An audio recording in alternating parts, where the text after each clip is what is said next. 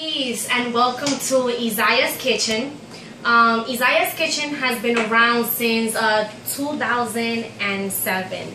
That's when I personally got the knowledge of self from my enlightener and my God, Izayaa, and he's the person that introduced me to a vegan lifestyle. I was already cooking, it all started in college when me and a few buddies were starving. We were off meal plan and we were looking for ways to nourish ourselves, and we would get together and cook, and we were kind of bad at it, but eventually with more practice, the more better I became with the cooking. And I would actually just continue to call my mom and ask her for recipes. And being from a Dominican background, obviously she shared with me Dominican recipes.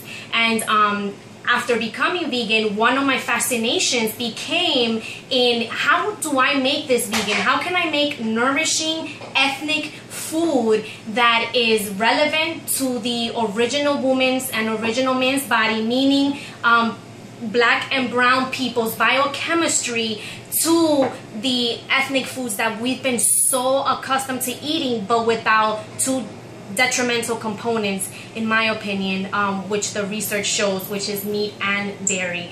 And with that, started the path to Izayaa's Kitchen. And today, I actually will make a dish called moro. And moro is a very popular dish throughout Africa, throughout Latin America, which is the Spanish-speaking South American countries, the Caribbean, and Central American, and obviously the so-called Latino population here in the United States. It's also a very popular dish in the English West Indies as well. So you find it all over, and of course it is a very popular dish in African American cuisine. In soul food, we just name it. It's the same thing, but we name it differently. And moro has a very particular history because its origins are found in Islam, in Northern European Moorish Islam. And moro is basically the combination of any type of beans, but usually the traditional beans are the black beans with the rice, and of course, the white rice. And moro literally comes from, the etymological root is moros y cristianos, is the Latin rooted, and in Spanish it literally just encapsulates the melting, the fusion of the Moorish culture with the Christian white Spanish culture. Spain is an amazing country to study because, and this is why Latinos are so important in the history of what we call blackness, right? In the history of the development of race and ethnicity, because Latinos were actually all these black people coming together and encountering, and the histories of encounters between original people, between what we call people of color, or between people that we call black, brown, and yellow people, you find it in the Latino. And this is why the Latino is such a fascinating individual or group of people to study. And with this particular dish, there's so much history involved in it. Spain, first of all, being a country that was civilized by Muslims, who we know as the Moorish Empire, right? Other people in history has tried to erase the blackness of the Moors by simply calling them Arabs. So that's why if you're Latino and you're growing up in a household saying, oh yeah, the Arabs contribute this, what they're really trying to say is the Moorish, because when the Spanish came into the New World, they brought with them things that were inevitably black, but that were already whitewashed. So people think that things like, the food, what people call Mediterranean food, right? That's really black food brought over by the Moors with their culinary innovations, which the French, the Italian, and also the Spanish are known for.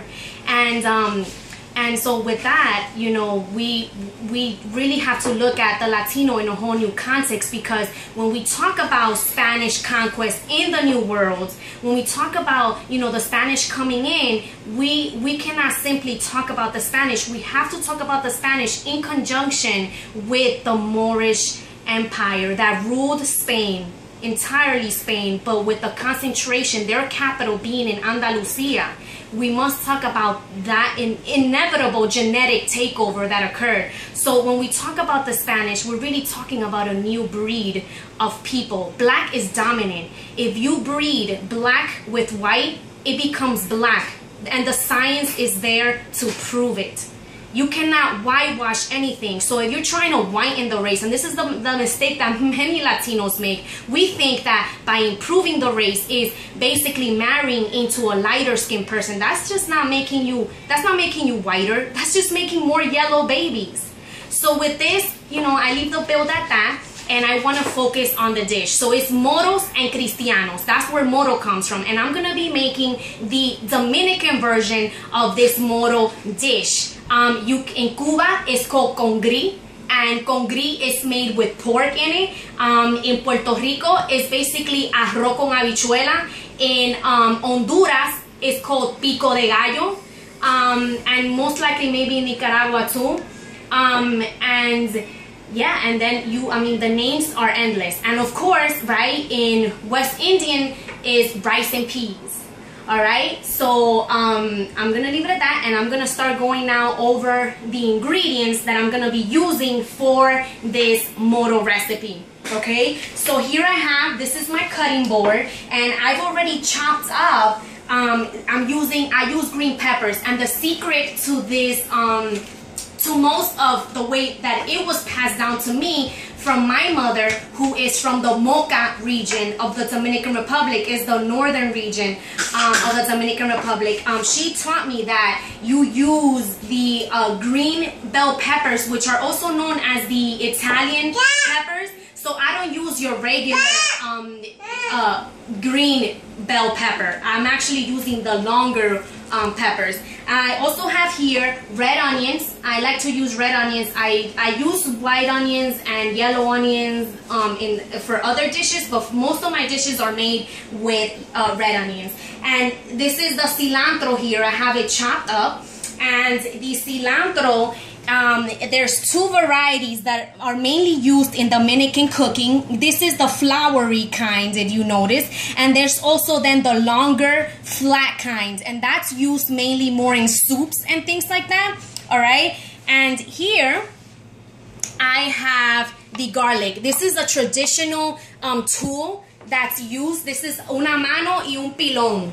Una mano y un pilón. And this is the pilón, of course, and then this is the mano. And it's used to mash up a number of ingredients. I mostly use it to grind up the garlic with sea salt that you see in here, okay? And I'm gonna be using a little bit of tomato sauce, about a tablespoon. I'm gonna be using black pepper, right, sea salt, some apple cider vinegar, turmeric, which I got in Little India here in New York, amazing, anti-inflammatory.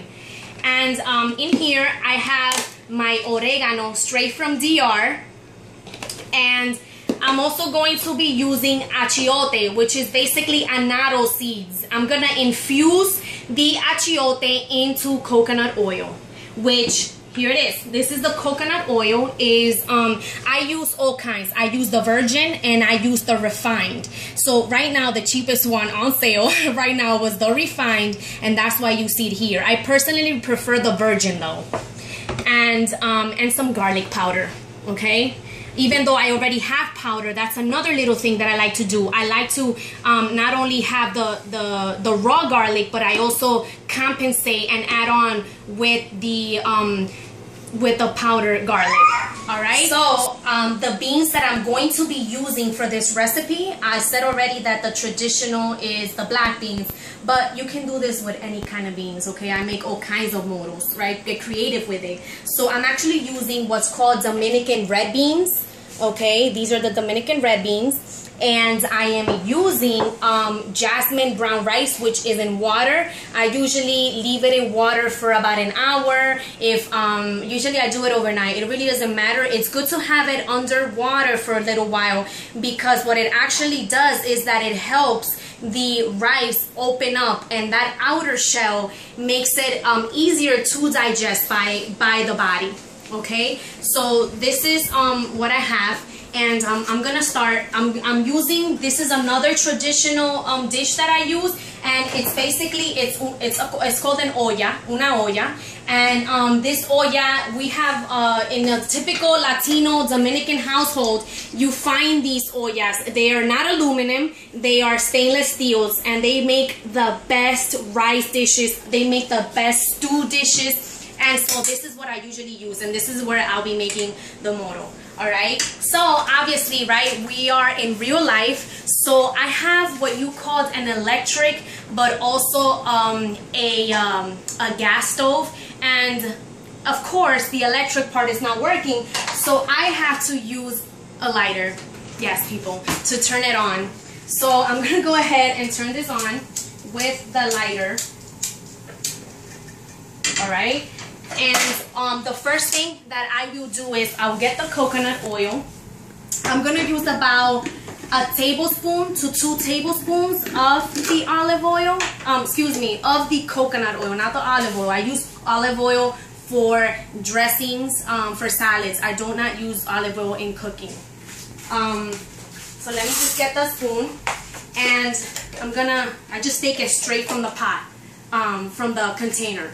So I'm gonna put in 1, 2, sometimes I even put 3, okay? The more fat, the better. Coconut is actually a great fat to use, so you don't have to worry about, you know, oh my god, the fat content and none of that. No, it's a great fat. The thing with being a vegan is that you really don't have to worry about so much about the fat content and things like that. So now what I'm gonna do is I have the achiote, and which is the annatto seeds. I'm taking just a couple of them, all right, and I'm going to place them inside the coconut oil that's already warming up, and that should start to sizzle in a moment, and it's going to literally color the oil because it's getting infused in it. Now some people, they get very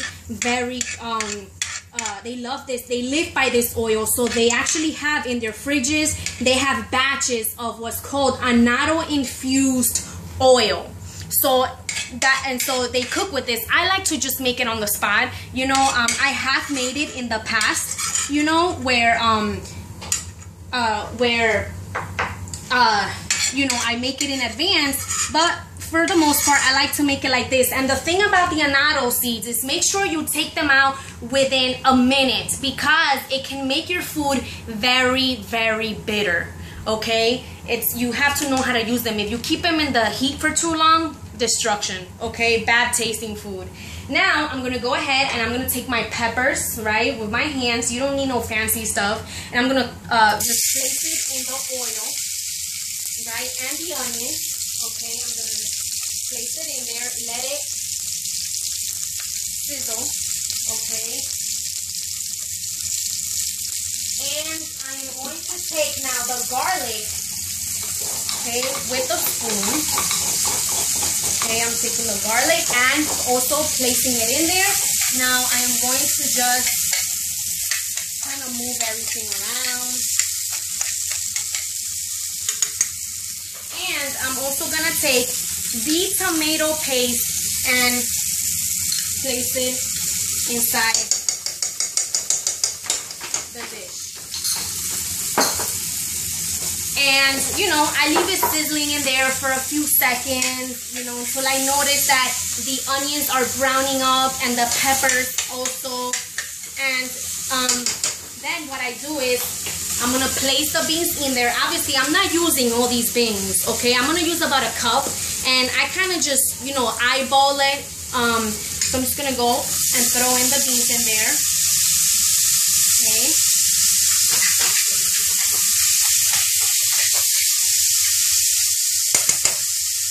And I am lowering the fire a bit.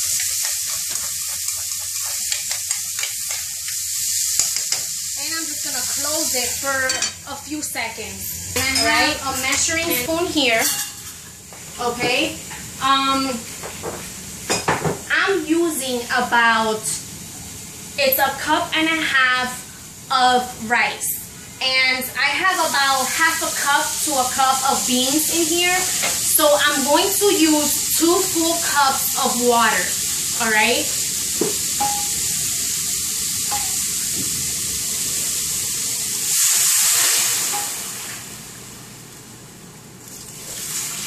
So there we go. Now I've put in the water and I have to wait until the water boils, all right, to place in the rice.